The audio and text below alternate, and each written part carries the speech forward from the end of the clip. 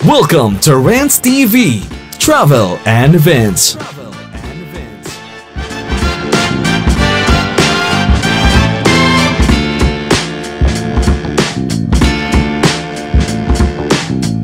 Hello guys, nandito naman po tayo ngayon sa Pasig River Esplanade Phase 1C, ang World Class Pasyalan at Euro Vibes, handog ng PBBM admin para sa bayan.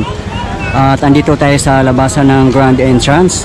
Time check is 6 PM local time, kaya parami ang mga tao.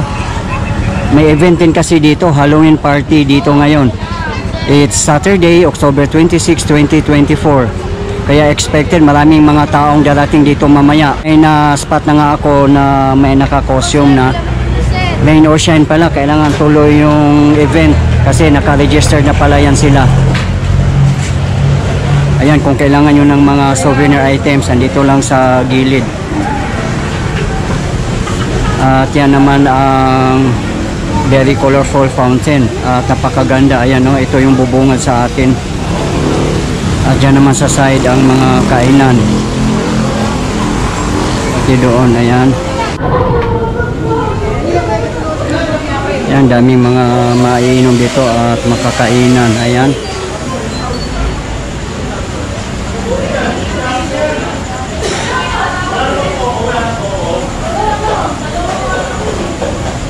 Ang saya-saya dito mamaya at maraming tao.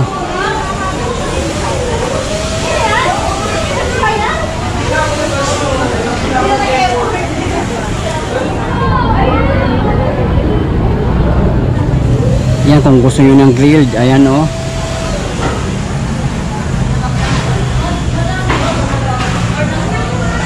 Laging maraming kumakain dito. Kumakain din kami dyan minsan, masarap din ang mga pagkain at may mga milk tea din sila. Meron din silang alfresco dining dito.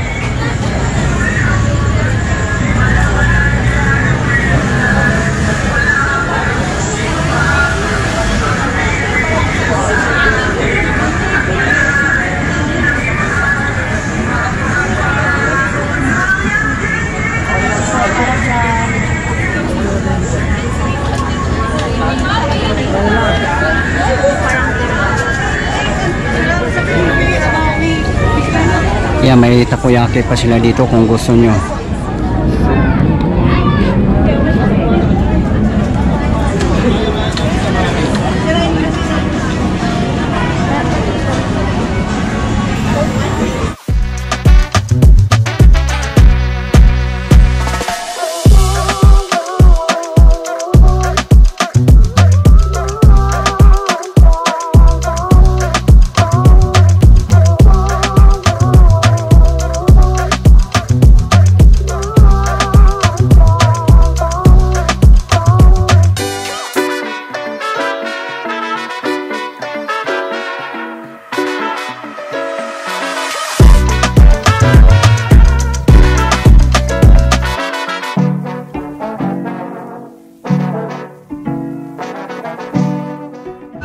Kung gusto nyo pumunta sa Pasig River Esplanade Phase 1A and B sa likod ng Post Office Building, dito po kayo dumaan.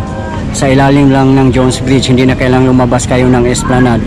Sa mga hindi po nakakaalam. At ayan si Spider-Man.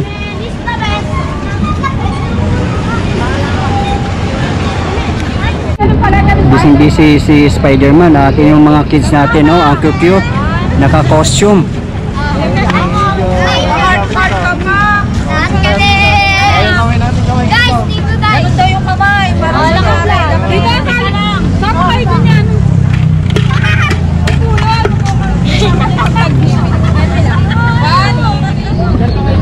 Akit muna tayo dito sa viewing deck kung anong mga kaganapan dito sa taas at kung marami na bang mga tao. Mas maganda tingnan yung grand stairs natin kung walang mga nakaupo. Ayan o, ang linis-linis at ang ganda-ganda. Red carpet na lang ang kulang. Perfect dito sa grand stairs natin mag-photoshoot or video shoot. Kaya kung may balak kayo, subukan nyo na dito.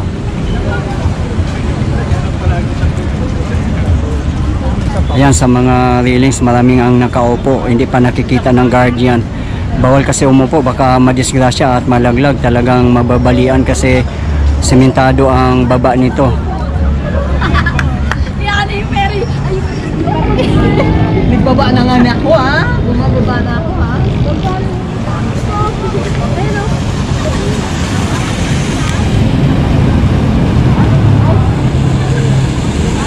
Ayan yung ramp, daanan ng mga bikers, mga senior citizen or mga PWDs. At kung sino yung ayaw mag-stairs, dito po kayo dumaan sa ramp na napakaganda.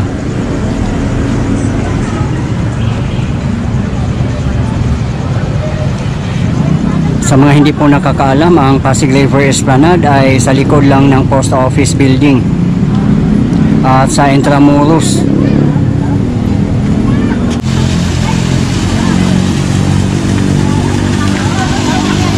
Pati sa baba, ang dami na ring tao. Andito tayo ngayon sa viewing deck.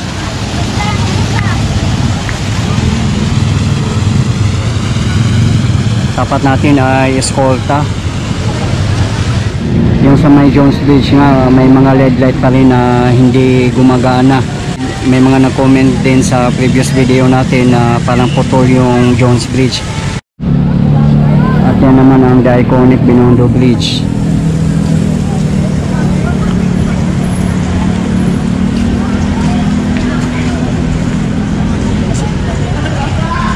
Kung may dala kayong motor, walang problema sa mapaparkingan dito. Ayan o, maraming parking ng mga motor dito, pati mga tricycle, madami din. Ayun o, sa tapat natin. At may ilan-ilan ding sasakyan nakapark.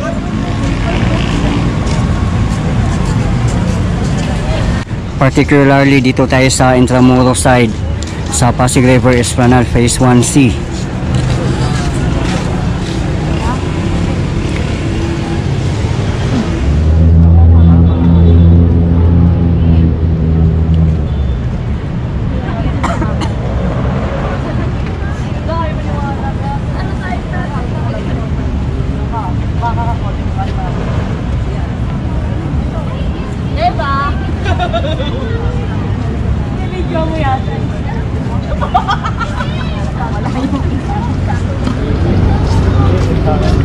Kung mamasyal kayo sa Intramuros, napakalapit lang dito. Dyan lang kayo dumaan sa Soriano Avenue.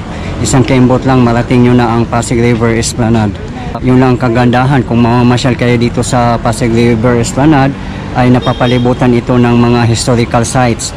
Katulad ng Intramuros, Binondo, Quiapo, Luneta Park, Liwasang Bonifacio. Talagang walking distance lang, lalo na sa mga mahilig maglakad-lakad. Perfect dito mamasyal. Lalo na ngayon, napakaganda ng panahon, malamig pa ang hangin. At mabuti na lang walang ulan at katatapos lang ng Bagyong Christine. Andito na tayo sa Alfresco Dining. Konti pa nga lang tao dito kasi 6:30 PM pa lang. Napansin nyo, basa yung floor. Ayan o, yun lang problema dito pag umulan talaga. Mas maganda dito pag walang ulan. May dala tayong mga payong lagi. May mga ilaw nga dito na punde or hindi gumagana kasi pinapolish pa nila dito na side. Mas lalo pa nilang pinapaganda. Sa Alfresco Dining natin wala pang kumakain kasi maaga pa lang, 6:30 PM pa lang. Ayan, naka Halloween theme sila. Masarap.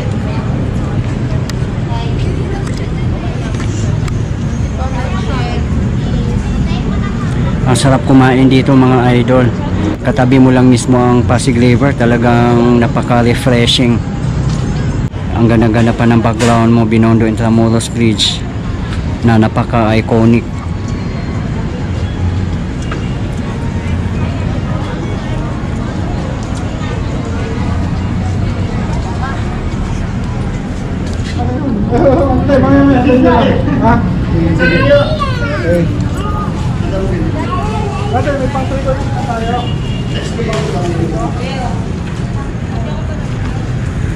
Palami na ng palami ang mga nagtitinda dito. Pero nasa trial period pa daw yan sila eh. Hindi pa talaga sila yung final na tenant dito.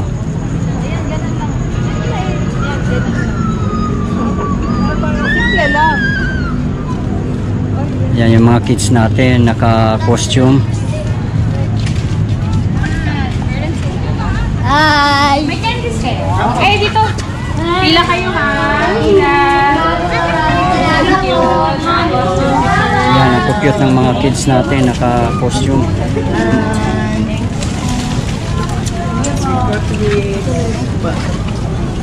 Papunta pa lang.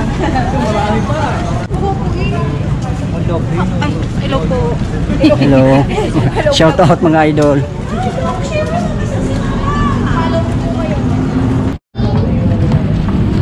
Wakan mo yung ano mo, Marky. Marky, wakan mo yung bala kung mawawala yung egg yan na wala ng tao. Ano ba sa dulo?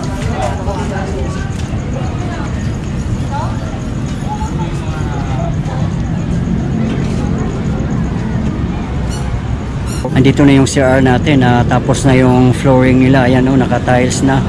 Ang ganda na. At ito yung pang PWD na toilet.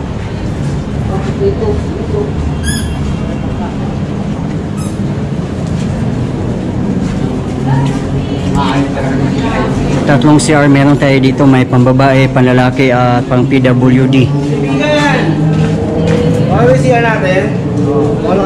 Bukas na nga ang male CR. Papasok tayo dito, titingnan natin. Yan, panlalaking CR meron silang tatlong cubicles. Yan, may lavatory dito. At may tatlong urinal. At naka-aircon pa oh. Split type AC ang gamit nila.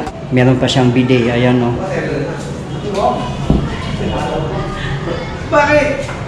Ayan.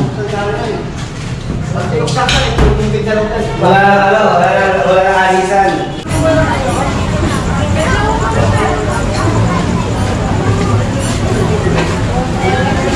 Ito yung food court natin dito. Yun nga, ang gamit nila ay monoblock. I think temporary lang naman yan dito.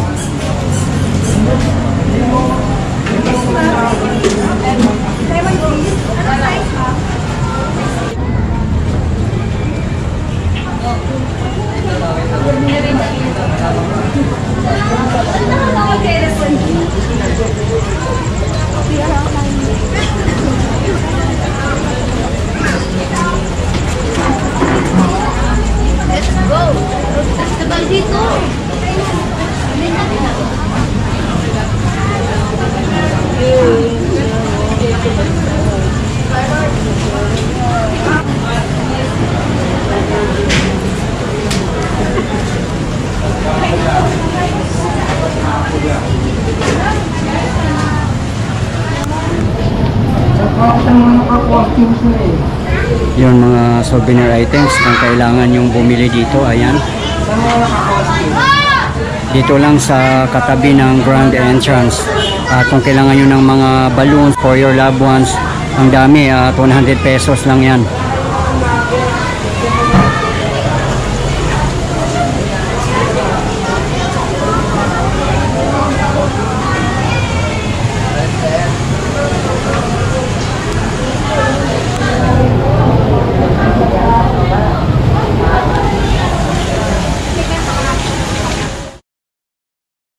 Sana ma-maintain natin ang cleanliness and orderliness dito sa Pasig River Esplanade. Kasi world class pasyalan po ito at Europe vibes. At syempre kailangan responsible din tayo sa mga basura natin. Huwag nating iiwan kung saan tayo nakatayo or nakaupo. Kasi minsan nag-iikot kami dito mga vloggers, may nakikita kami mga basura iniiwan lang.